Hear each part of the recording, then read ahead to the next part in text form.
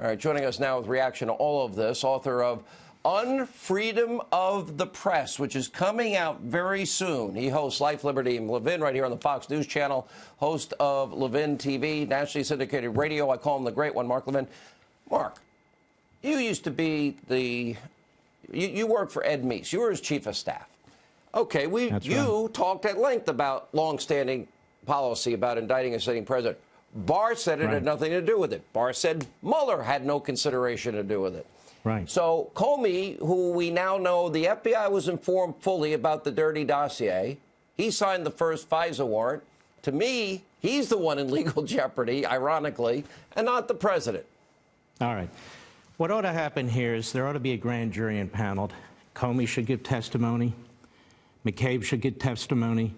Baker should give testimony. Strzok, Page. The whole cabal should be giving testimony. They should get a little bit of their own medicine. We should have a criminal grand jury, and we should have either a special counsel or a United States attorney take charge of this case and get to the bottom of it, put these people under oath, and let them get the Donald Trump treatment. We want all their documents, no privileges, nothing. Drag them in, and maybe drag their kids in, too. But I wanted to talk about something else, because Nancy Pelosi is quite ubiquitous these days. She's barely coherent. She is a constitutional illiterate, but that's the person they chose as Speaker of the House. And I got to thinking, she's very, very rich. She's a multimillionaire. I don't really care about that. She has a husband people don't even know. His name is Paul Pelosi. He's a San Francisco real estate developer. He's a financial investor. Tell me, how did the Pelosi's make their money? Tell me, who do they know? Are there any foreign interests? Have we seen their bank accounts? Have we seen their tax returns? I'm curious, because Nancy Pelosi, like Eva Peron today, she announced that we make the laws in the House of Representatives, and I need to remind the Speaker of the House, actually you don't. You pass bills, and they're not laws until they go through the Senate, and the President signs them. That's how the system works. But I'd like to know about all their connections, how they got so rich. I really would. What we have here is an attack on the president, an attack on his family. Collusion, special counsel, contempt, obstruction, constitutional crisis. I just started writing them down. Impeachment, tax returns, bank accounts they want. They've already leaked some of his tax information. They accuse him of campaign violations. They accuse him of being a racist, an anti-Semite, mentally unfit for office. Let me tell you what's going on here. The Democrat Party has hijacked the House of Representatives. This is an opposition research campaign. They're working for whomever the Democrat nominee is.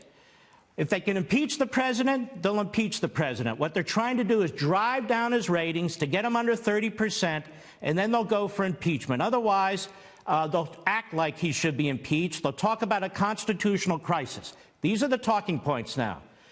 They create the conflicts. They create the issues. They create the confrontation. They issue scores and scores of subpoenas.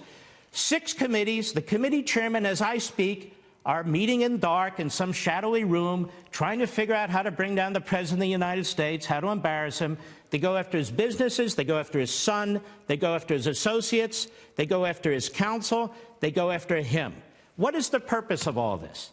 Oh, well, we want to know if the IRS is working. Let me tell you a secret. The IRS isn't working. It never works. So that's not an issue. Well, we want to make sure there isn't any foreign collusion. Great. Then all you members of the House and Senate, you cough up your tax returns and your bank accounts so we can make sure you're not in the back pocket of some third world country. Well, we just want to make sure our financial system works. Well, let me tell you something. It works. You don't work. The debt is through the roof. Everybody can see through this. And it's not just the federal Democrats. Maryland and D.C., the Democrats get together there. They bring a phony lawsuit, the emoluments clause, because the president has a hotel and foreigners stay there, so he must be making money on the side. Such BS. New York, state tax returns. We're going to pass a bill of attainder, which is federally unconstitutional. What is that? A law aimed at one citizen, the president. We're going to turn his state tax returns over to Congress. Let me tell you what's going on. This is a Democrat Party cabal trying to reverse the 2016 election, trying to disenfranchise 63 million voters, mostly Republicans, independents, and some Democrats, led by a Speaker of the House from San Francisco, a chairman of the House Judiciary Committee from New York, the chairman of the Oversight Committee from Baltimore. 3 or 4 blue cities trying to change the course of this country, trying to reverse the course of the election. And let me tell you, they keep saying the American people want. They don't represent the American people. They keep saying they're following the Constitution. They're shredding the Constitution. They don't even know what's in the Constitution. It is we who are standing up to this cabal, this rogue activity. It is we who are standing up for the Constitution. And let me tell you something. Mark. They are playing with political fire. There are tens of millions of people who are not going to stand for this, and they are going to vote. They're going to become more active than ever before, and they are going to not only lose the presidency, they will lose the House. We will strengthen the Senate, and then maybe we'll subpoena the hell out of them, and then maybe we'll have special counsels against them. Because if they want to use Soviet tactics against Republicans, then the only way the Democrats know to stop is if Soviet tactics are used against them. That's it. When's the book out?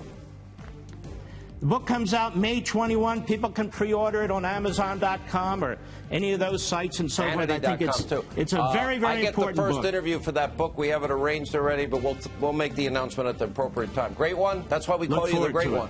Congratulations, my friend. Sunday nights, 10 p.m., the #1 show on cable.